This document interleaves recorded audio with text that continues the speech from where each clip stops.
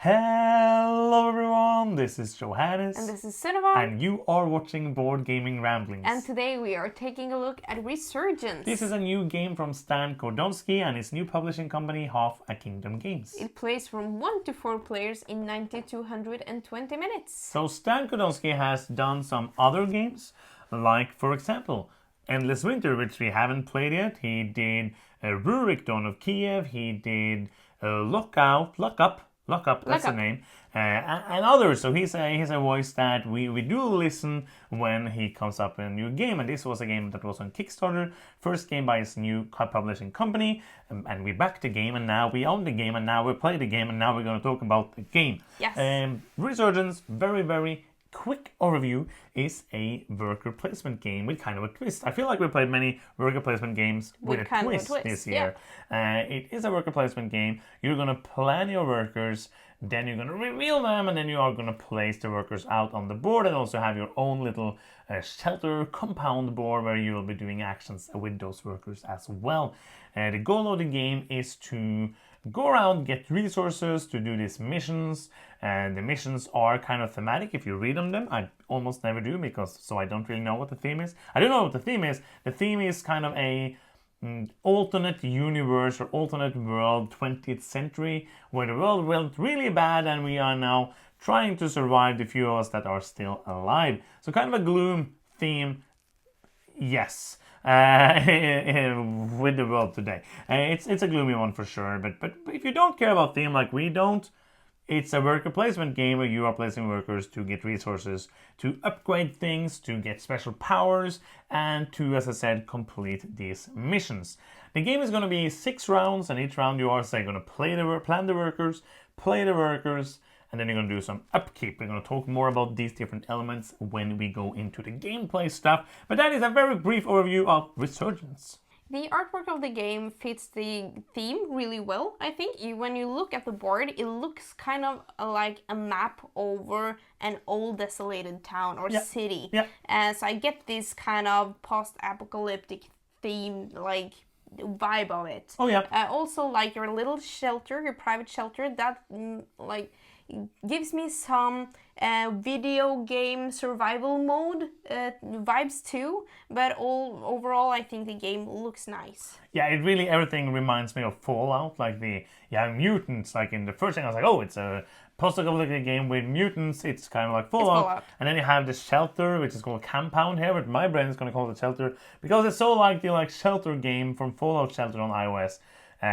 Or kind of this War of Mine, this dystopian, sad war-like thing. There's not so, like, if you play this War of Mine and you felt like that's a sad game, this is not like that. This is more like sad. It's Euro stuff. This is a not very, like, I don't look for the theme, so it might be super thematic, but it's a Euro game. Yeah. True. I like the component quality, it's very good. Especially for being like a first published game, but Stan has published many games. So cool. It's very different. It's so cool. Yeah. I love it. And it's also perfect sized. Oh yeah, it's just like inches that you will get your board to fit. Not inches, because that's very much. Oh. Like if there was like, oh, it's like 5 inches. No, but it's millimeters. Yeah. The board is just like almost too small hard to get it out of the box. Almost. I think that some of the icons on the board, and also if you're sitting far away from some of the cards that are available, are a little tricky to see, but the spaces on the board are always the same, so that is quite easy to learn. I think like the biggest problem is the symbology, because some there's different kind of workers. You have laborers, and you have different specialists, and you have your hero, and it's kind of hard to see these small symbols for which person you need to send to a place. As you said, you will learn it after a few games, but it was kind of it made the game harder to play the first time we did play it, and the first few times we did play it, which made it being the time it took to play was longer than it needed to be if those symbols were bigger. Because now that like you will see on the screen, there's probably the place where you place your workers is huge, but the space where it tells you what you do there is very small. So but that's kind of like the biggest gripe I have with the iconography and all of that. I agree. So all of that, the rest of it was really good. Yeah, what do you think of the rulebook? I think it has one, and it is 24 pages long. but it is a lot of pages, which is the annex of all the different things that the things do. So the actual game rules are 13 pages long. It is kind of a wall of text.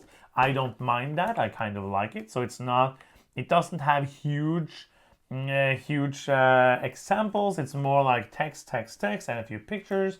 There was a couple of things that was not 100% clear, and there's one thing that is kind of weird, but I'm going to talk about. But first, is there play rate? Yes, it is. You have a player shield because you're placing your workers, like designating them secretly, and inside that shield is a very visual and great play rate going through all of the phases, which I found very helpful. The thing that was kind of weird is that we come to the upkeep phase in the rulebook, and it's kind of very different from the upkeep phase on the play rate. Like the play rate has an upkeep of like A, B, C, D, E, F.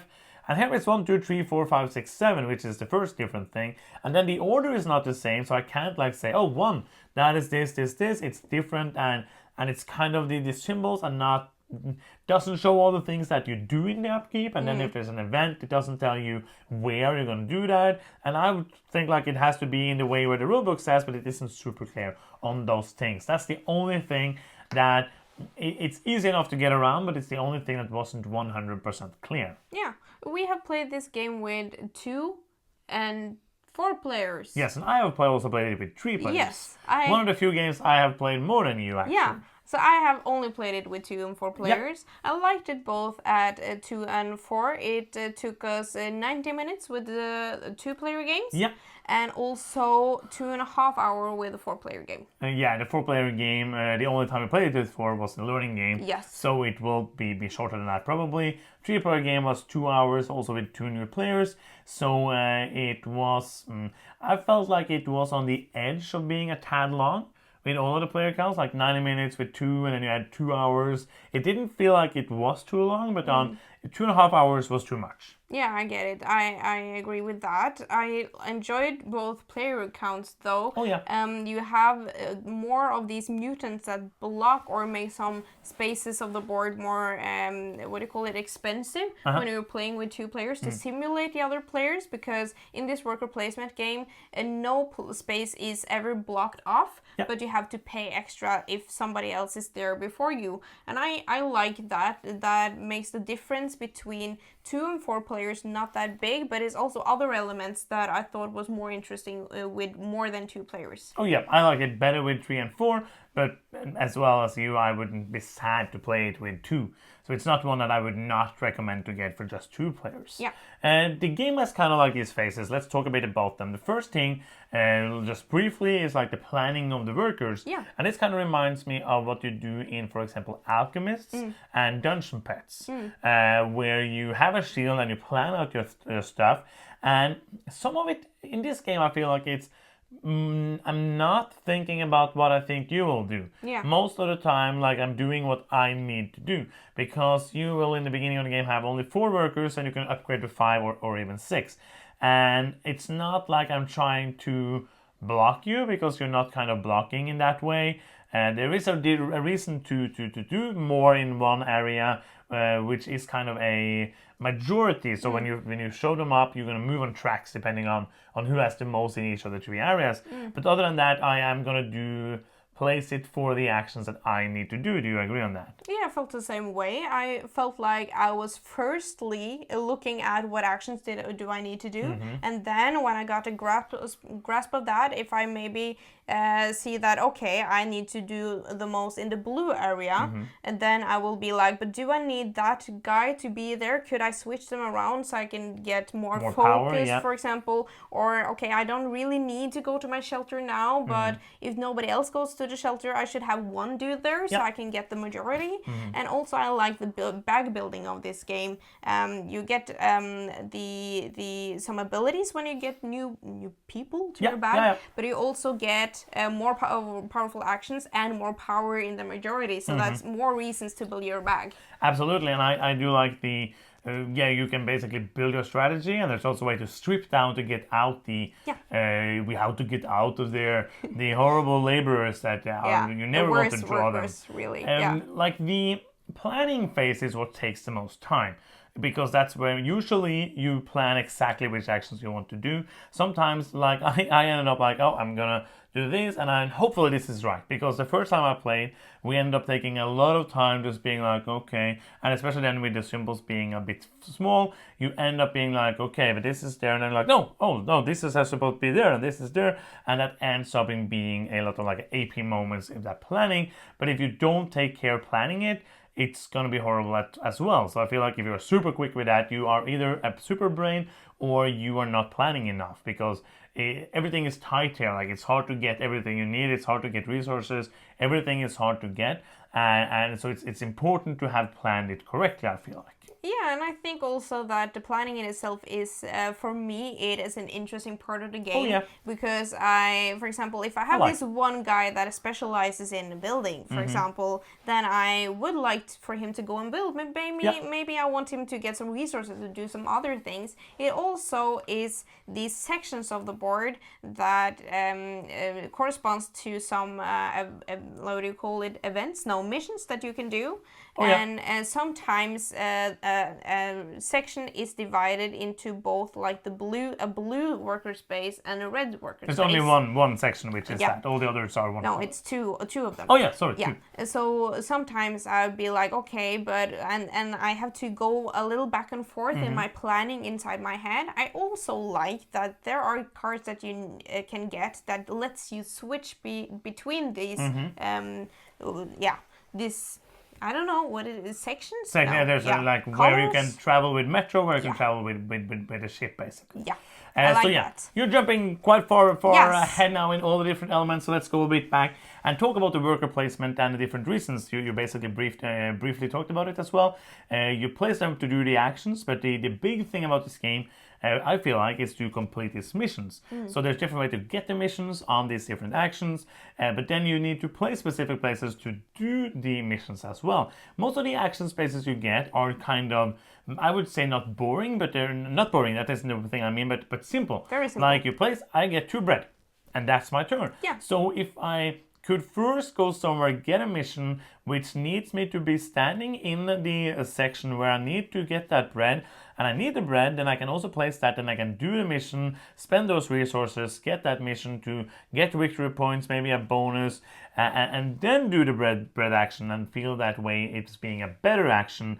And we talked about, like, I briefly mentioned that I feel like it's kind of a tight game, because you never have enough of what you need, and then if somebody in the beginning of the game, oh, I can go here, it's free, but then you're going to have to pay a resource to go there, and then if somebody else want to go there, they have to pay 2 resources.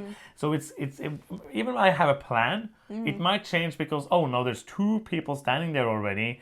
That is way too expensive to get that 3 bread. But maybe even though there's 2 there, I only get 2 bread if I go there. I will go there, use 2 bread to go there, and I will get 2 bread, and I can do my mission. So the mission is often, I feel like, the bigger reason to do an action than many of the actions themselves. Yes, I feel like that is why you win, because I don't focus that much on the missions. I'd be like, oh, this is a great bonus, but I agree, you should really focus on the missions. That is really important. There is different kind of, you also talked about the cards that you get. Those are kind of good for getting the combos or the bonuses. Like, it's not a combo game, but it's more all about getting the most out of your actions. So there's these. You can go to an action space and get 1 resource. Yeah. And that is what the guy did. And if you have then a card that doubles those resources, that is really good. So you can have these kind of chains of cards. Like if I have a go somewhere to get a fuel, I can have a card that says when you get a fuel, you get a food. Then I can have a card that says when I get a food, I get a part or another food, and you will flip them, and you can use one of those each of those cards once every round. So if you get a card the first round, you can use it 6 times. There's different other reasons, or one more reason as well, to get the missions, because each mission you complete, you place it under the column of where you completed it, and that's going to get you income at the end of the round. There's basically 2 kind of resources in the game. You have the resources, which is the parts and the fuel and the food. Yeah. And then you have the critical supplies, which is the medications and the ammo. And at the end of the round, you can also upgrade your compound if you have enough resources. Yeah, most of the missions that you can fulfill needs combinations of supplies and the resources and the critical supplies. Yeah, but to upgrade your compound, is that the word? Yeah. You need a set number of supplies, and you also have to use some resources. But I feel like the supplies is really the thing that you need to be good at to upgrade your compound. That unlocks an opportunity to build on different action spaces. You get personal action spaces that nobody can take from you, and you can also kind of build a little more specialized strategy by doing that. But it also lets you get more advanced missions, and also lets you have more draw more tokens from your bag. Yes. Yeah, do more of this, like throw confetti up in the air. One important thing is that you don't spend the supplies for moving. You just need to have it. But then you want to use those supplies on the missions. Yeah. So you're trying to do the missions and then get it back. Because if I do a mission and it puts it the same, like if I use one medication and it gets put in the medication row, I'm going to get the medication back at the end of the round before I upgrade my shelter. That's nice. So there's many different things to do and different strategies to go for. And I really like everything about it. I really enjoy a lot about this game. And there is not, I feel like, a lot of variability. I kind of get the same vibe from it. It's very hard to say... one more thing I have to talk about. Yeah, it's so hard to say that about the game when you only played it so and so many times. Oh yeah, it's just a feeling after the times we have played it, obviously. Yeah, but I feel like what you want to do in the game, you will never play a game without fulfilling these missions. I feel like you will always try to... That sounds horrible. Yeah. You will always try to have some kind of majority, because if you don't, that means that everybody else is getting majorities. And getting bonuses, yeah, that more is bonuses, bad. yeah. You will also, I think, need to upgrade your shelter a little bit. Not maybe you're one time building very little in your shelter and then another time building everything of it. But I feel like it's also like always good to have more workers if able. So I feel like in this game, even though that my paths are going to branch a little bit, I will always try to do like roughly the same stuff. Yeah, it doesn't really bother me because the core gameplay is so fun, and the interaction is what makes it like kind of different each time, and makes it feel different, and make me do different things. Because if somebody is like heavily focused on something, maybe I'll try to do something else and sneak away and get those points. But as I said, you're not going to play without doing missions. You're not going to play without getting more people. You're not going to play without moving up your compound. It's the way I feel after the times we have played it, obviously. One thing that you kind of like, you hinted at it, or you like mentioned it, was the building of your compound, which is an interesting part. Like one of the actions on the board lets you build, and you can build on the level you are or lower. And when you build, you basically choose a building or a room, and then you take the tile that is there and you turn it over and you get a random bonus. And that is kind of like they're very small, like it's 1, 2, or 3 points and some resources, but those can become in very handy, and it's randomly what you get. So it's kind of the most random part of the game. But I think the reason for that is because you then unlock a better action. So you can't just get a bonus, which is always good. The thing you get is not like, oh, I didn't need bread now or food, but you will need that in like 2 minutes. So I like all of those elements. So should we talk a bit about weight? Yes. And who is it for? I think this is a medium game. It's not too heavy, but there's some small parts, and it's just not straightforward either. But I feel like to be a worker placement game, even though it's kind of tight on resources, it's I don't feel like it's very, very overcrowded on the map. I feel like if I want to build, I will get to build, for example. Yeah, depending on, like, you can play strategies with very little resources, and it's going to be hard to do the things if somebody else has done it. I feel like if you enjoy interaction in games, it's not blocking in the way that you use in a worker placement game, but it's absolutely blocking because it makes it worse for somebody to go there if you went there before them. I think you will like this if you enjoy worker placement games. It has a nice twist. I like the twist of the planning of it, and then having that added step of the reputation. So many layers here that are enjoyable, and I think you will enjoy squeezing out, like not combos, but squeezing out more out of your action is kind of things. If you enjoy that in games, you have fewer resources, fewer workers, and try to squeeze out as much as possible from these. Doing the most you can with each thing you do is very important, and if you like that, I think you will enjoy this game. So what do you think? Final thoughts? Yes, I think that they have done a great job with this game. I enjoyed my plays of it. I think that even though it's kind of the same puzzle each time, I agree with you that that puzzle is interesting to me, and I feel like I am already excited to play it more, so I can see if I can like get it a little more, like fine-tune the timing of when to take it on a new mission, and how challenging that mission should be. Trying to really optimize how fast I can upgrade my compound, and also working more towards that final scorings that are at the end of the game. So a lot of interesting puzzle here for me to work my brain around while I'm playing. It doesn't like blow me away with stuff. I think that is maybe the variability coming into play, that I don't see myself, if I'm having this as the only game in the collection, play it over and over again. I think it can get a little samey, but I don't mind because we have so many games. And you don't know because I don't know played that. it enough. Yes. I think this is a great game. I'm going to give it an 8. Oh, not a 6. No. Which was the last time a game was great. You gave it a 6. Yes. I agree. It's an 8 for me as well. It's a very solid game. And if you play it more, it can go even quicker. Like I feel like sometimes it's a bit slow here and there, but other than that, the decisions are crunchy, everything makes sense, the interaction is great. I love the worker placement, I love taking it off the shield and being like, yeah, I won that, and I get to move on the track, because I love moving on tracks, if there's not too many of them and they're boring. Right? But I really like most of the elements in this game.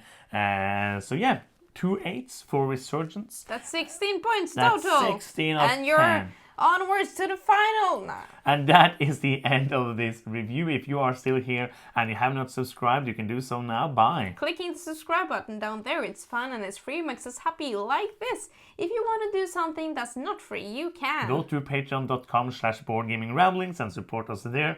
And that is the end of the video. Thank you so much for watching. I'm Johannes. I'm Senua. And you've been watching Board Gaming Ramblings, and bye-bye.